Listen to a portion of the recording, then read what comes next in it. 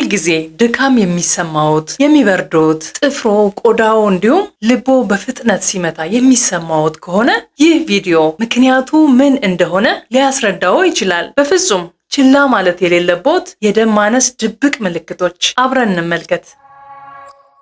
ሰላም ውድ ሀበሻ ኬር ቤተሰቦች እንዴት ናችሁ? እመቤት ነዳ ነኝ። በዚህ ቪዲዮ ውስጥ የአይረን እጥረት ሊያሳዩ የሚችሉ 14 ዋና ዋና ምልክቶችን እንዳስሳለን። እርሶም እነዚህን ምልክቶች በእርሶ ላይ ካስተዋሉ በጊዜው ትኩረት እንዲሰጡ ያስችሎታል። ምክንያቱም እነዚህን የመጀመሪያ ፍንጮች በጊዜው መለየት ሕይወቶን ሊያድን ይችላል። የአይረን እጥረት ከሚያሳየው ግልጽ ምልክቶች አንዱ ፓለር ወይንም የቆዳ መገርጣት ነው። ይህ ማለት የቆዳው የአፍ ወይም የአይኖ ውስጠኛ ክፍል ከተለመደው በላይ የገረጣ መምሰል ነው። ለምን ይህ ምልክት ይከሰታል? ቀይ የደም ሴሎቻችን በሄሞግሎቢን የተሞሉ ናቸው። ሄሞግሎቢን ደግሞ ለቀይ የደም ሴሎች ቀለም የሚሰጥ እንዲሁም ኦክሲጅንን የመሸከም አቅም የሚሰጥ ፕሮቲን ነው። ብረት ወይንም አይረን ደግሞ በዚህ ሄሞግሎቢን ሞለኪውል መሃል ላይ የሚገኝ ለኦክሲጅን መያዣ ዋና ስፍራ ነው። ስለዚህ የብረት ወይንም የአይረን መጠናችሁ ዝቅተኛ ሲሆን ቀይ የደም ሴሎቻችሁ አነስተኛ ሄሞግሎቢን ስለሚኖራቸው ይገረጣሉ። የደም ማነስ ምልክት በአይናችሁ ስር ለማወቅ ማድረግ ያለባችሁ ወደ መስታወት ሄዳችሁ የታችኛውን የአይን ሽፋሽፍታችሁን ቀስ ብላችሁ ወደ ታች መሳብ ነው። ይህ ውስጠኛ ክፍል ላይ የምታዩት ኮንጀክቲቫ ይባላል። እሱም አይናችሁን የሚሸፍን ቀጭን ሽፋን ነው። በተለይ ከአይን ሽፋሽፍት ጋር ቅርብ በሆነው ቦታ ላይ ትኩረት አድርጋችሁ እዩ። ይህ ቦታ የደም ስሮች በይበልጥ የሚታዩበት ነው። ይህ የአይን ክፍል ደማቅ ቀይ ወይም ሮዝ ቀለም ሊኖረው ይችላል። ነገር ግን የገረጣ ወይንም ነጭ የሚመስል ከሆነ የደም ማነስ ምልክት ነው። እኔ ይህንን ምርመራ በጣም ወደዋለሁ። ምክንያቱም እኛ ኢትዮጵያውያን የተለያየ የቆዳ ቀለም ስላለን በቀላሉ የደም ማነስን ለመለየት ይጠቅማል። የቆዳ መገርጣት የምንመለከትበት ሌላው ቦታ ደግሞ በመዳፋችሁ የእጅ መስመሮች ላይ ነው። እስኪ እጃችሁን እንደዚህ ዘርጉ። እዚህ ላይ እንደምታዩት የእጅ መዳፋችሁ መስመሮች ከቀሪው ቆዳችሁ ይበልጥ ጥቁር መሆን አለባቸው። መስመሮቹ በጣም የገረጡ ወይም ለማየት አስቸጋሪ ከሆኑ የደም ማነስ ምልክት ሊሆን ይችላል። ነገር ግን በዚህ ምልክት ላይ ጥንቃቄ አድርጉ። ምክንያቱም የቆዳ ቀለሞ ጥቁር ከሆነ ቀላል የደም ማነስ ቢኖርቦትም የእጅ መዳፍ መስመሮቹ ጥቁር ሆነው ሊቆዩ ይችላሉ። ዝቅተኛ የሄሞግሎቢን የሚያስከትለው ተጽዕኖ ከቆዳ መገርጣት እጅግ የላቀ ነው። የሄሞግሎቢን ትክክለኛው ስራ ኦክሲጅንን ወደ ሰውነታችን እያንዳንዱ አካል ማድረስ ነው። ስለዚህ የብረት መጠናችሁ ዝቅተኛ ሲሆን በቂ ጤናማ ቀይ የደም ሴሎች ስለማይመረቱ ሰውነታችሁ ኦክሲጅን ወደሚያስፈልጉት ቦታዎች ለማድረስ ይቸገራል። ለዚህም ነው በቀላል እንቅስቃሴዎች እንደ ደረጃ መውጣት እንኳ በጣም እንድትደክሙ ትንፋሽ እንዲያጥራችሁ ያደርጋችኋል። አንዳንድ ሰዎች ደግሞ ሰውነታቸው ደምን በፍጥነት በማዳረስ ለማካካስ ሲሞክር የልብ ምታቸው ሲፈጥን ያስተውላሉ። የጣት ጥፍሮችን ከጎን እንዲመለከቱ ፈልጋለሁ። ቅርጻቸውን በደንብ አስተውሉ። አንዳንድ የአይረን እጥረት ያለባቸው ሰዎች ጥፍሮቻቸው ቀጭንና ወደ ውስጥ የሚሰምጥ ይሆናል። ልክ እንደ ማንኪያ ውስጠኛ ክፍል ማለት ነው። ማንኪያ የሚመስል ጥፍር ይባላል። የደም ማነስ ግልጽ ምልክት ላያሳይ ይችላል። ስለዚህ እቤት ውስጥ ሊሞክሩት የሚችሉት ፈጣን ምርመራ አለ። ውሃ ጠብታ በጥፍሮ መሃለኛው ላይ አድርጉ። ጤናማ ከሆነ ከጥፍሮ ውሃ ወዲያው ይንከባልላል።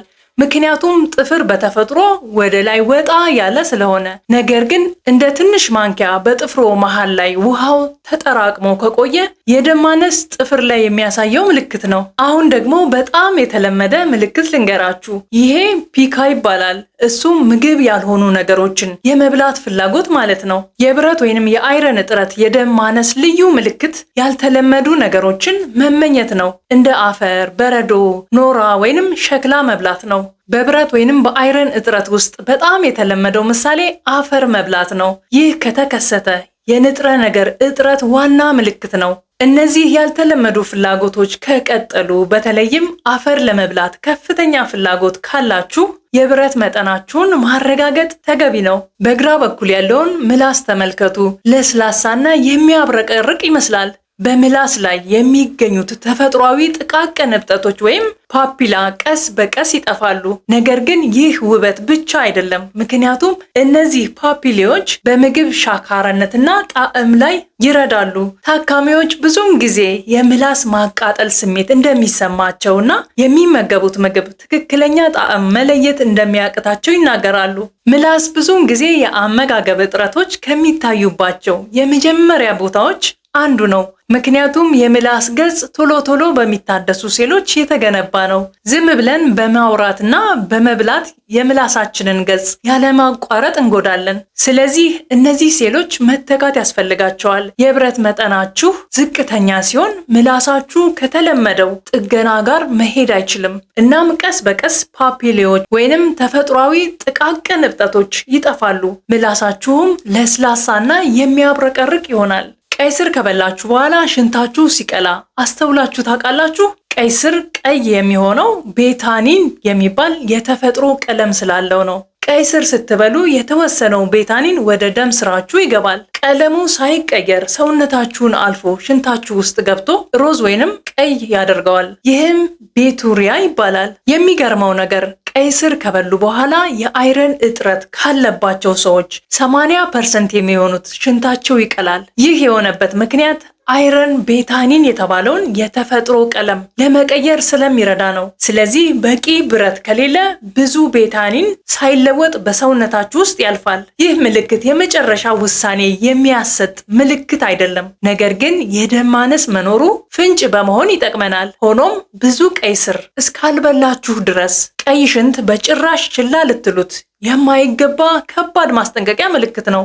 ሽንታችሁ ስለ ጤናችሁ ብዙ ነገሮችን ሊነግራችሁ ይችላል። ብዙዎቻችሁ ይህ ምልክት ቢያንስ አንድ ጊዜ አጋጥሟችሁ እንደሚያውቅ እርግጠኛ ነኝ። ምን ያህል እንደሚያስቸግር መገመት ትችላላችሁ። ይህ ምልክት አንጉላር ቺላይተስ ይባላል። ይህም የአፋችሁ ጠርዝ ሲያብጥ፣ አንዳንድ ጊዜ ደግሞ ሲቆስል ነው። ታዲያ አይረን ከአፋችን ጠርዞች ጋር ምን ያገናኘዋል? የከንፈራችን ጠርዝ የአፋችን እርጥበት ያለው ሽፋን ከደረቀ ከፊት ቆዳችን ጋር የሚገናኝበት የሽግግር ዞን ነው። የአፋችን ጠርዝ ቀጭን፣ ተለጣጭና ጠንካራ መሆን አለበት። ስለ ምላሳችን እንደተነጋገርነው ሁሉ በቂ አይረን ከሌለ ሰውነታችሁ ያንን ቲሹ ለመጠገን ይቸገራል። በቀላል እንቅስቃሴ እንኳን ይዳከማል፣ ይሰነጠቃል፣ ይጎዳል። ይህ ሁኔታ ዘላቂ ጉዳትና ቶሎ የማይድን የአፍ መድረቅ እና መሰንጠቅ ያስከትላል። አሁን ደግሞ ስለ ኢንፌክሽን እናወራለን። ከአይረን እጥረት ጋር ስለሚገናኝ የፈንገስ ኢንፌክሽን ደርማቶፋይተስ የሚባሉ ጥቃቅን ፈንገሶች በቆዳችን ውስጥ ባሉ ትናንሽ ቀዳዳዎች ውስጥ ገብተው ወደ ውጭ የሚሰራጩ ሲሆን ይህ ባህሪ የቀለበት ቅርጽ ይሰጣቸዋል። በተለምዶ የሰውነታችን በሽታ የመከላከል ስርዓት እኛን ከፈንገስ ኢንፌክሽን ለመጠበቅ በጣም የተዋጣለት ነው። ነገር ግን የአይረን እጥረት ሲከሰት በሽታ የሚከላከሉ ሴሎች በአግባቡ አይሰሩም። ፈንገሶችና ሌሎች ጎጂ ህዋሳቶች የሚገድሉ ምላሽ ሰጪ የኦክሲጅን ዝርያዎችን ለመፍጠር ብረት ወይንም አይረን ያስፈልጋቸዋል። ስለዚህ ለፈንገስ ኢንፌክሽን ብቻ ሳይሆን አይረን ከቀነሰባችሁ በቆዳ ላይም ሆነ በሳምባ ውስጥ ለባክቴሪያ ኢንፌክሽኖች የመጋለጥ እድላችሁ ይጨምራል። በመቀጠል ስለ እረፍት የሌለው እግር ምልክት እናወራለን። በተለይ ልክ እንደተኙ እግሮ እረፍት በማጣቱ ምክንያት እያጠፉ እየዘረጉ ፋታ የማያገኙ ከሆነ የአይረን መጠን መቀነስ ምልክት ሊሆን ይችላል። የብረት መጠናችሁ በተለመደው መጠን ውስጥ ቢሆንም እንኳ የብረት እጥረት አሁንም ምልክቶቹን ሊያስከትል ይችላል። ይህ የሆነበት ምክንያት አይረን በአንጎል ውስጥ ከሌሎች የሰውነት ክፍሎች በተለየ ሁኔታ ስለሚጠቀም ነው። ዝቅተኛ መደበኛ የብረት ክምችት ያላቸው ሰዎች በመደበኛ የላቦራቶሪ ምርመራ የማይታይ ቢሆንም በአንጎል ውስጥ ባለው የብረት እጥረት ምክንያት የሚመጡ ምልክቶች ሊኖራቸው ይችላል። ጥናቶች እንደሚያሳዩት እረፍት የሌላቸው እግሮች ምልክት ካላቸው ሰዎች ውስጥ እስከ 60% የሚሆኑት ተጨማሪ አይረን እንደ ማሟያ በመውሰድ ችግሩን አሻሽለዋል። ስለዚህ በዚህ ችግር እየተሰቃዩ ከሆነ ከሐኪሞ ጋር እንዲነጋገሩ መክሮታለሁ። አይረን ለአእምሯችን እንዴት እንደሚጠቅም ትልቅ አስተዋጽኦ እንደሚያደርግ ግልጽ ነው። የአይረን እጥረት ስሜታችንን ሊጎዳ ይችላል። ለዚህ አንዱ ምክንያት አንጎላችሁ ስሜትን፣ ተነሳሽነትንና ትኩረት ለመቆጣጠር የሚያስፈልጉትን ሁለት ቁልፍ የነርቭ አስተላላፊዎች ዶፓሚን እና ሴሮቶኒን ለማምረት ብረት ወይንም አይረን ስለሚያስፈልገው ነው። በሌላ አነጋገር የአይረን ተግባር ቀይ የደም ሴሎችንና ኦክሲጅንን ማድረስ ብቻ አይደለም። የስትሮክ ስጋት፣ ይህ ደግሞ ሊያስደንቃችሁ ይችላል። የብረት እጥረት የስትሮክ ስጋት ሊጨምር ይችላል። ይህ በጣም አልፎ አልፎ የሚከሰት ቢሆንም የሚከሰተው ለብረት እጥረት ደም ማነስ ምላሽ ለመስጠት ሰውነታችን ፕላትሌት ደም እንዲረጋ የሚረዱት ጥቃቅን የደም ሴሎች ምርት ይጨምራል። ከጊዜ በኋላ ይህ ትሮምቦሳይቶሲስ ማለትም ባልተለመደ ሁኔታ ከፍተኛ የፕላትሌት ብዛት ሊያስከትል ይችላል። ብዙ ፕላትሌት ሲዘዋወር ደማችሁ በአንጎላችሁ ውስጥ የደም መርጋት የመፍጠር እድሉ ከፍ ያለ ይሆናል። በኒውሮሎጂስቶች የታተመ አንድ ጉዳይ እንመልከት። ብዙ ወጣት ሴቶች ያልታወቀ የስትሮክ ችግር አጋጥሟቸው ነበር። ከባድ የአይረን እጥረትና ከፍ ያለ የፕላትሌት ብዛት ምንም አይነት ሌሎች የስትሮክ ስጋት ምክንያቶች አልነበራቸውም። ይህ የተለመደ ባይሆንም የብረት እጥረትን ችላ አለማለት ምን ያህል አስፈላጊ እንደሆነ የሚያሳይ ሌላ ምክንያት ነው። አሁን ስለ ብረት ወይንም አይረን እጥረት የደም ምርመራዎች ከመናገሬ በፊት ሙሉ በሙሉ ባይብራሩም ተጨማሪ ምልክቶች አሉ። ማሳከክ፣ ይህ ብዙም የማይታወቅ ምልክት ይመስለኛል። ዝቅተኛ ብረት የነርቭ ስሜታዊነት ሊቀንስና ደረቅ ቆዳን ሊያስከትል ይችላል። ሌላኛው ምልክት የፀጉር መሳሳት ነው። የብረት ወይንም የአይረን እጥረት ቀደምት ምልክት ሊሆን ይችላል። ምክንያቱም የፀጉር ስሮቻችን በሰውነታችን ውስጥ በፍጥነት ከሚከፋፈሉ ሴሎች ውስጥ አንዱ ሲሆን በእድገት ደረጃ ላይ ለመቆየት ብረት ወይንም አይረን ያስፈልገዋል። ቀደም ብለን ከተነጋገርንባቸው ምልክቶች አንዳንዶቹ እንዳለቦት ከጠረጠሩ የአይረን ወይንም የብረት ምርመራ ማድረግ ይኖርቦታል። የብረት ወይንም የአይረን እጥረት እንዳለቦት ከተረጋገጠ በቀላሉ በብረት ማሟያዎች ማስተካከል ይቻላል። ብዙውን ጊዜ ይህ በኪኒን መልክ ይሰጣል። ምርመራ ከተደረገ በኋላ የሚቀጥለው ጥያቄ ለምን የብረት እጥረት ወይንም የአይረን እጥረት ተፈጠረ የሚለው መሆን አለበት። ይህ ጥያቄ ወሳኝ ነው፣ ምክንያቱም መሰረታዊ መንስኤን መፈለግ ሕይወታችሁን ሊያድን ይችላል። 3 ዋና ዋና ምክንያቶች አሉ።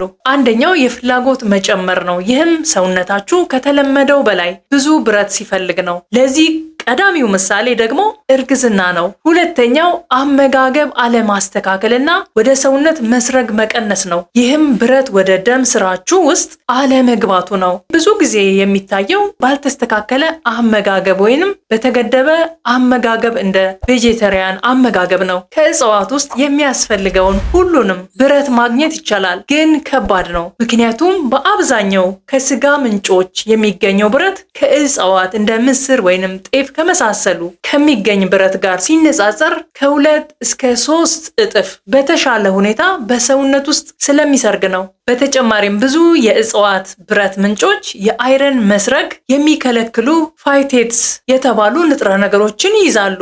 ከአመጋገብ በተጨማሪ ወደ ሰውነት መስረግ የሚከለክል ማንኛውም ሁኔታ ደግሞ ወደ ብረት ወይንም አይረን እጥረት ሊያመራ ይችላል። ሶስተኛው ደም መፍሰስ።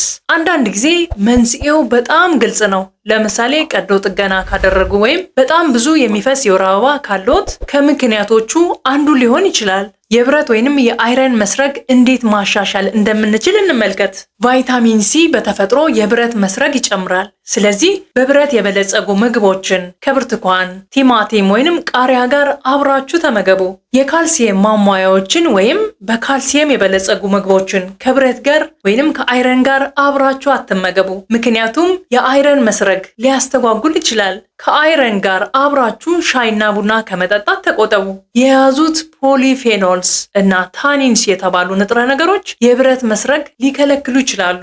የደም ማነስ የተለመደ ቢሆንም ሕይወቶን መቆጣጠር የለበትም። ምልክቶቹን ቀደም ብለው በመለየት በጥሩ ሁኔታ በመመገብ በመደበኛነት ምርመራ በማድረግ ጤናውንና ጉልበቶን መጠበቅ ይችላሉ። ይህ ቪዲዮ ጠቃሚ ከሆነ ለተጨማሪ የጤና ትምህርት ላይክ ማድረግን፣ ማጋራትን እና ሰብስክራይብ ማድረግን አይርሱ። በሚቀጥለው የጤና ትምህርት እስከምንገናኝ ጤናማ ሆናችሁ ቆዩን።